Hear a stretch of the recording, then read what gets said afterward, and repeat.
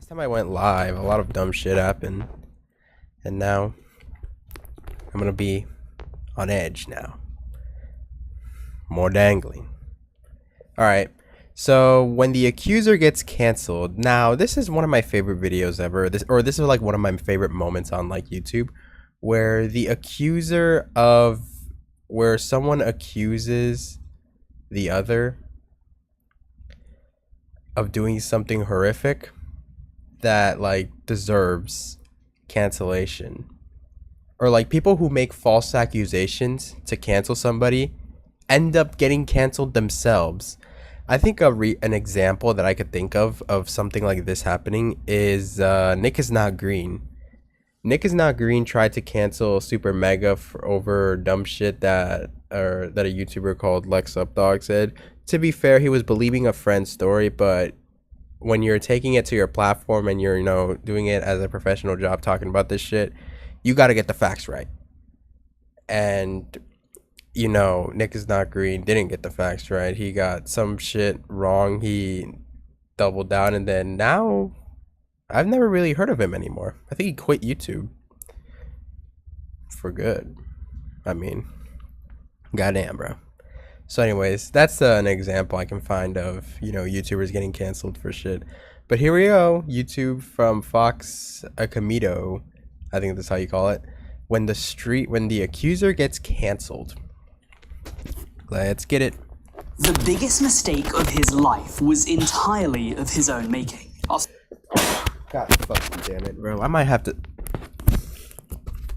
My apologies. I probably will sneeze throughout this stream. It's not really rare of me, but like I'm still kind of recovering. I'm still pretty ill.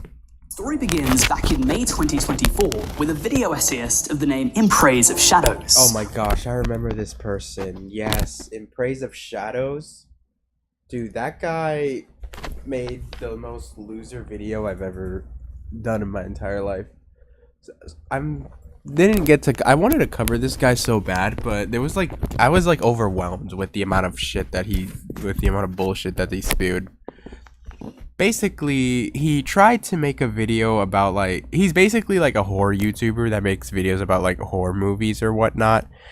And then I remember, I think it was a year ago, he tried canceling Wendigoon over dumb shit, like I guess over who he follows on Twitter or who he was in the past. He also tried tying in a lot of other YouTubers like Shoe on Head, Oompaville, and Mudahar, Turkey Tom.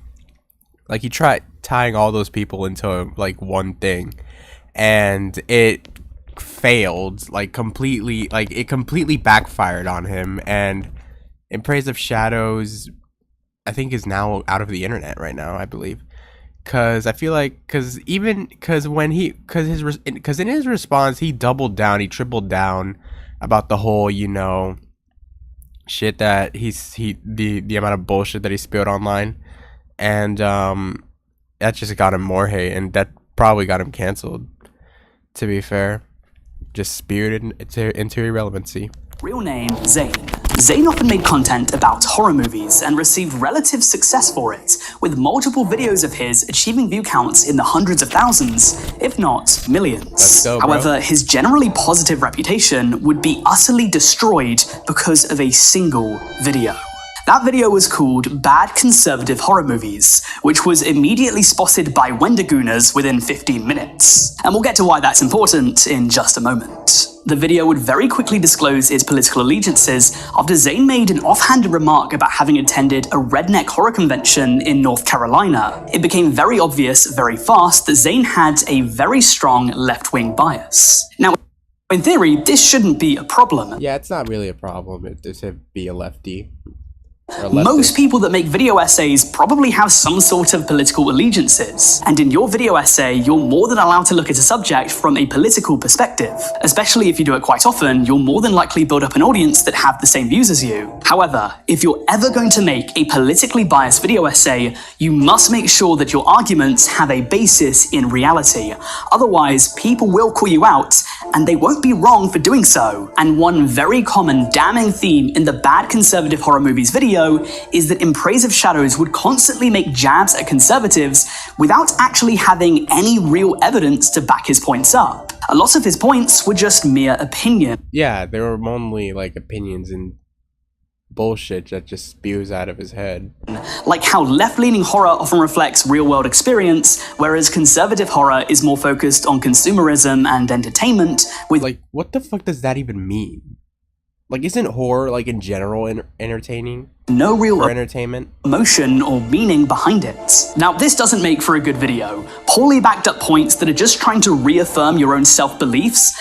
It's poor content, but at the very least, it's forgivable. Most video essayists have missed the mark in the past. Not every video concept will be as strong as the last one. However, when you bring real people into the mix and you're no longer talking about fiction, that's when you cross a line. If you said that, I don't know, Raya the Last Dragon is a rip-off of Avatar the Last What?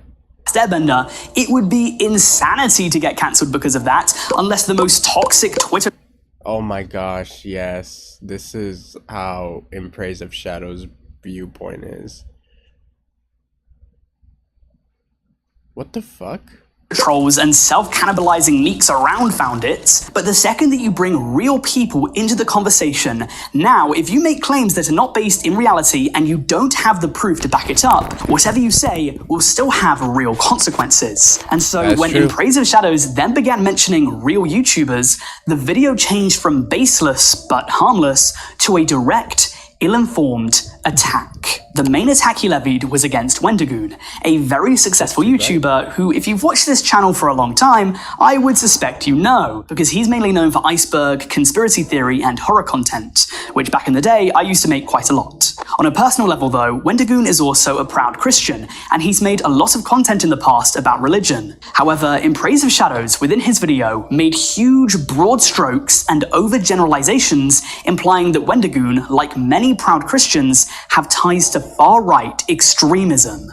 And that, like And what's his backing, you may ask? many people who talk about being Christians as much as he does, has a dark past with deep ties to far-right extremism. What he's essentially saying here is that if you're proudly your religion, if you're overtly that online, you are therefore associated with the furthest most extreme and hateful members of your belief.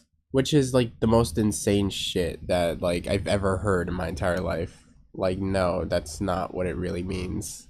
These are gross overgeneralizations. In Praise of Shadows then accused I Wendigoon feel like I've had the same thought, like when it came to like Republicans or some dumb shit like that of the Republican Party. I think people use that against the Republican Party a lot when it comes to like, I guess, politics and shit like that. And okay, now that we're on politics, I feel like I should explain this.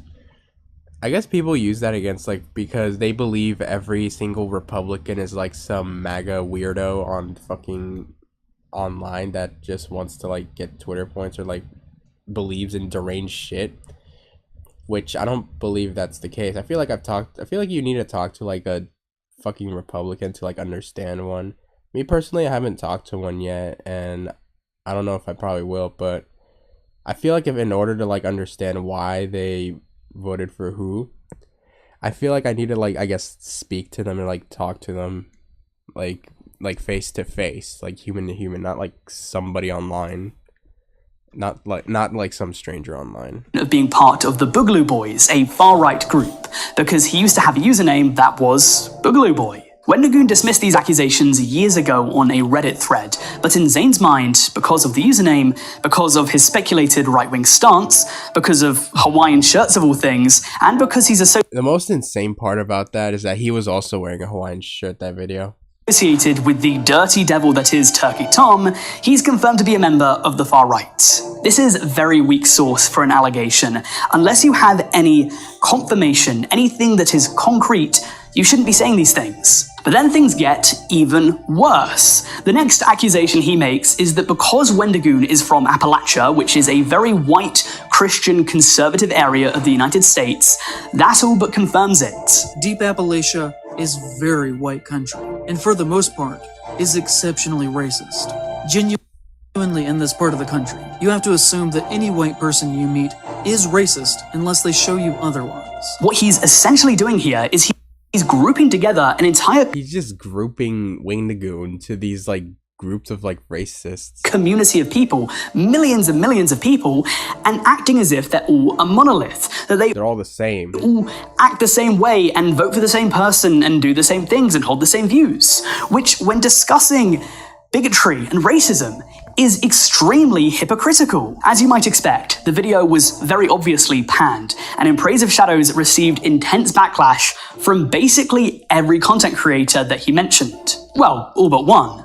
Wendigoon probably made the most calm and composed response, despite the fact that Yeah, the guy that that the whole video was against, like the guy that was hit hard the most, his response was actually nicer than most of the other responses. he was the one in the crosshairs the most, and his response only proved as further evidence that Zayn's video was a misfire. To him directly, I'm sorry, for this perception of anything I've given you. I'm sorry if I've ever devalued from you or your channel. I apologize, and I sincerely mean it. I hope you find whatever you're looking for. I want everyone, regardless if they like me or not, to do well. Christ didn't say love people who are nice to you. He just said love people. In Praise of Shadows would take several months off after this, returning in October to a video that's seen many more dislikes than likes.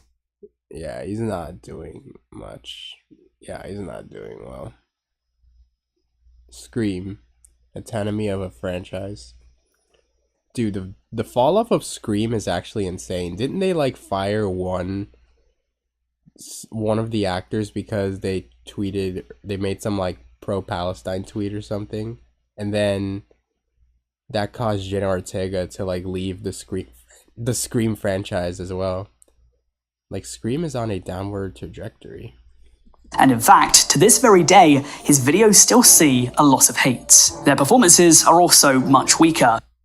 He hasn't broken a six-figure video since the Bad Conservative Horror Movies upload, and so this attempted cancellation of Wendigoon backfired to the most severe proportions. Which was deserved, by the way.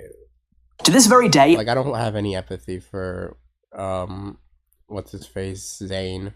I really don't know what his problem was. It seemed to me like he had some sort of problem with something else, and he just misplaced his anger in a horrible, spiteful fashion, which has essentially ended his online credibility. But that's not the only time that an attempted cancellation did more damage to the accuser than the accused. In this video, we'll be going through several more cases, such as one cancellation attempt where the accuser was exposed for using language even more severe than the language they were policing, Oh gosh. and another cancellation attempt that resulted in various charities potentially losing out on thousands of I think we know who this guy is.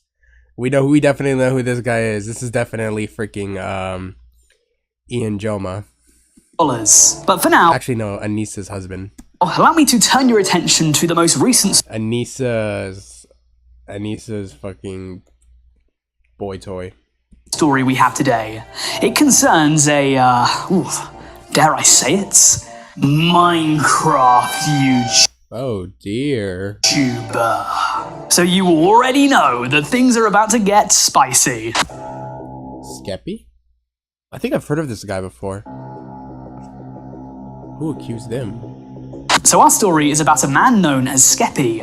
In case you don't know him, he's quite a large content creator with more than 6 million subscribers, with his most popular videos having tens of millions of views. Many people watching this might know him as one of the members of the Dream SMP, having previously collaborated with some of the largest and Damn. also most infamous names in gaming. However, if there's one thing you know about the members of the Dream SMP, you'll know that many of them have since had very serious allegations levied against them. Wilbur, Dream, George, puns. Yeah, they're all crazy shit. And I'm sure I'm forgetting a few But isn't like the George one like bullshit though? Like, didn't they like over exaggerate the George one? others. So unfortunately, given the community's infamy and reputation, I think that a lot of people, upon hearing that one of the former members has been accused of something, will be more likely to believe it. And in the past few weeks, there were false allegations thrown against Skeppy, real name Zach Ahmed. The 25-year-old was accused by two people known as Kaya and Seasire, who released their exposés at the same time. This was therefore a coordinated attack. Kaya's statement said that she met him between late 2022 and early 2023. She was 16 at the time, and he was 22 to 23 years old. They interacted on various Minecraft servers, and he apparently, on several occasions, called her pretty. Oh, I'm sure you're wondering, what else did he do? What did he do? And so is everyone else. The main problem with this allegation is that just like, apparently, Jeffrey Epstein's list, It's not real? doesn't actually exist. If you read through the entire Oh my god, that was bold. statement, there is not a single instance where she lays out something that is grooming. She threw his name out there within a document that was seen by millions of people just for the love of the game. She even later clarified that her belief that he groomed her was incorrect. Congratulations, it almost took you destroying a man's reputation and career to learn this lesson. Now, I do think it's a bit... Didn't like Sunny V2 also signal boost that? I think I remember Sunny V2 made some like gay downfall of that video, and then like he signal boosted that whole accusation. And then that actually caused Skeppy to like come forward and respond to that shit. Be like, hey, you're a dumbass. Strange that Skeppy was playing Minecraft with a 16-year-old when he was 22 or 23, but it's not a crime and you can't get cancelled for that unless there's more severe behavior. Otherwise, Philza would have been cancelled fucking years ago. Their Discord messages eventually leaked. And I'm sorry, but call me the vegan teacher because this is the most meatless The vegan teacher? nothing burger I have ever tasted. As for Seasire, she claimed that she dated him when she was 18 and he was 24. Her perspective was that their relationship was legal but immoral, and she accused him of being manipulative and essentially being a bad boyfriend. But once more, being a bad partner is not a cancelable offense. Unless he did DV or SA or something else that was way over the line, you can't cancel him for that. Is dating an 18-year-old when you're 24 weird behavior? To many people, yes, but it's not illegal, and therefore it's just preference. There are no hard rules about dating someone who is over the age of 18. That is when the law says they are big enough and wise enough to make their own decisions. The closest thing that we might have is the rule of half your age plus 7, but no court of law in the world is going to hold that up as a legal fact. Throwing out grooming allegations is incredibly irresponsible, if not— Yeah, throwing these groomers accusations like they're fucking like candy. Or like rocks or like stepping stones. nothing has really dangerous.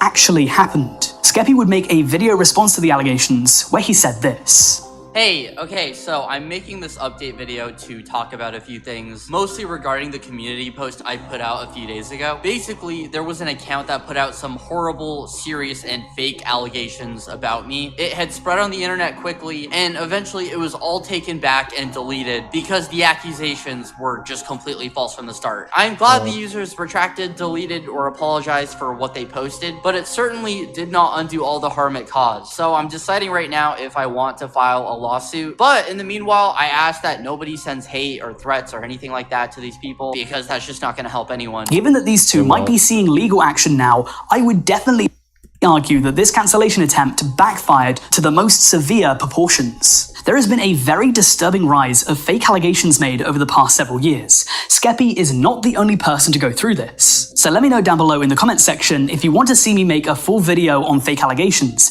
because especially in the wake of the Skeppy and now the Corey X Kenshin stuff happening in the past. Corey X Kenshin, the one is actually insane. I believe the Corey X Kenshin is like a nothing burger. The whole Corey Kenshin stuff is basically like an ex trying to get revenge on bro. Last 2 or 3 weeks, it seems like it's becoming almost like a monthly occurrence. And of course, whilst you're down there, if you're enjoying this video, then please make sure to give it. But from allegations made only a few weeks ago to a story that's set more than a decade ago, we're now turning our attention to a Rooster Teeth employee that got more than she bargained for after she tried to call out the company. Okay, I've never heard of this person, so this is like completely new territory for me. Kendon Jenzin. So the next piece of drama we have tore apart the Rooster Teeth community in late 2022. It all started after a former member of Rooster Teeth known as Caden Jensen came out with a statement revealing some malpractice within the company. For example, she revealed that she was unpaid for almost a year at the company between her arrival in February 2013 and in November of that year. In fact, a lot of the complaints were regarding Caden being underpaid. But while that certainly appears to have been a problem, it's not the focal point of this story. What we're focusing on is something else. Caden revealed that during that time in 2013, she was given a very rude nickname. A nickname that I cannot say in this video because it's a homophobic slur. Oh, the FA word one? And it's probably the one that you're thinking about. Now, to be given a slur as a nickname is very clearly immature, it's unprofessional, and it has no place in the work environment. However, the nickname stuck so hard that it got a nickname that members of Rooster Teeth would use out in public. Given the context of me saying this, I hope you'll forgive me, Caden was called Fugs out in public. And even within the Rooster Teeth community, many fans ended up calling her that name as they didn't know the meaning behind it. Eventually, in 2016, Caden came out as trans, and that's when she says that the nicknames stopped being used. So for 3 years, she had slurs directed at her in her workplace every single day. But her mistreatment didn't end there. She actually said that things got worse afterwards. Here's a screenshot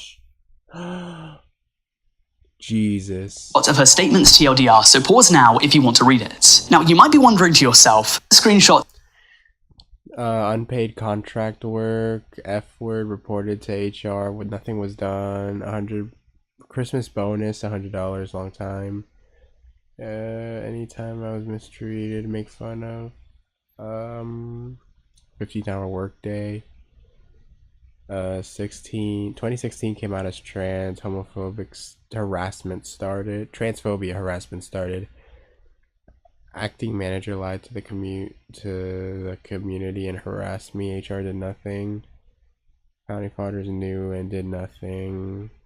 Jesus. Of her statements TLDR, so pause now if you want to read it. Now, you might be wondering to yourself, okay, if that's true, then why am I including Caden in this video? Well, you see, the problem comes in when it was revealed that Caden was no saint either. While I don't She's not a saint? think it's appropriate for anyone to be given a slur nickname in the workplace, it wasn't like Caden's hands weren't dirty, as it was soon revealed that she too had a history of saying slurs. In fact, Caden said slurs for just about every group of people under the sun. We're talking slurs towards Jewish people, slurs towards disabled people, slurs towards black people, even the very Oh my god, why the fuck are you talking? same homophobic slurs that Caden would later complain about. Most of the internet agreed that while it isn't appropriate to be saying any kinds of slurs in the workplace, it was very hypocritical that Caden was trying to call them out for this, even though she too had a history of doing it. In fact, a 4-minute video was uploaded to YouTube, which is a compilation of several instances where Caden said slurs and did racist impressions. The entire ordeal made many people question how someone who used these slurs so liberally could then get offended when the slurs were used at them. In many fans' eyes, this just made Caden look hypocritical, and it really undermined any moral argument that she had. Don't get me wrong, Caden still had a reason to be upset. Having your name taken off projects, being underpaid and undervalued, belittled and all the rest, for years on end, that will negatively impact you. But much of the drama coming out at the time was specifically about the slur nickname, which now just seemed to be an instance of pot calling the kettle black. The entire situation made everyone that came out of it look horrendous. This was mutually assured destruction for both Rooster Teeth and Caden. Today, Caden's tweets have been removed, and the Twitlonger has been taken down. So I question whether if she could play the situation out again, would she have made these statements in the first place? Let me know down in the comment section, what do you think of this situation, because it's definitely a more layered controversy. And as you do that, let's move on to iDubbbz. Oh my god, here we go, iDubbbz. Who must have thought that reviving Content Cop and putting down H3H3 would spark huge interest in his boxing event and put him in the good graces of the internet's chronically online left wing. But as you might already know, his Content Cop on H3H3 really boomeranged and hit him right off his perch. And it hit him harder than how he hit H3 or how harder H3 was hit. Now, Ethan Klein, I'm pretty empathetic towards Ethan Klein. The fact that bro literally had CPS and a bunch of like skeletons sent to his house. Like, how could you not be empathetic to that? That is like deranged behavior. And I could argue that is arguably this could be a death threat. Like, this could be like a I know where you live type threat. and iDubbbz like supporting it, or like not even supporting it. He brushed it off as in like, oh, it's just a meme. Why are you, Ethan? Why are you crashing out? It's just a meme, bro. I don't know. Maybe because bro literally is getting fucking threatened every fucking day. People are saying that his fucking kids are eating shit off the fucking floor. And people are saying that his fucking people are just sending fucking skeletons to his house. And the worst part is people are like trying to gaslight him, being like, it's not that bad, bro. Why are you crashing out, bro?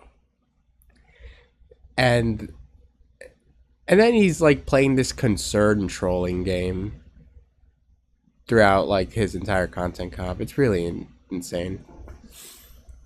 Now, a big part of the story is that iDubbbz called out H3H3 for reasons that we'll get to in a moment when he had a big event coming up that he was the organizer of, that being Creator Clash 3. In case you're out of the loop, this was going to be the third installment of his boxing series where the proceeds of the event went to charity. The first one, I think it's fair to say, was a success. The second one, though, I think it's fair to say flopped harder than a Brazilian football player. The actual event didn't make its money back, and so iDubbbz had to go live doing a bunch of forfeits and challenges to have any money donated. Oh my god, I've seen this stream, bro. iDubbbz just looked broken. Like, he did not look okay. Like, the hair and all that shit, like, none of that was good, bro. To the like he looks like, I feel like, what are these challenges? Ice bucket challenge, eat 3 spaghetti. Yeah, bro, this shit broke iDubbbz. charities, and this upset fighters and audiences alike. Therefore, Creator Clash 3 was on the back burner, and many people thought that it would never happen. But several months ago, it was announced that it would in fact go ahead. The problem was, though, that after the second installment, people weren't exactly optimistic. And any shred of optimism that anyone had was immediately extinguished once everyone saw the card. This was the card, and if you notice anything wrong with it, you wouldn't be alone. Whereas in the first 2 events iDubbbz headlined, this time he was nowhere to be found. It was LA Beast versus Harley Morenstein from Epic Mealtime headlining, and no offense to either, but they're not exactly the biggest draws, especially in 2025. Damn. On top of that, there's no real story here. At least with iDubbbz, a lot of people might tune in to see him get punched in the face.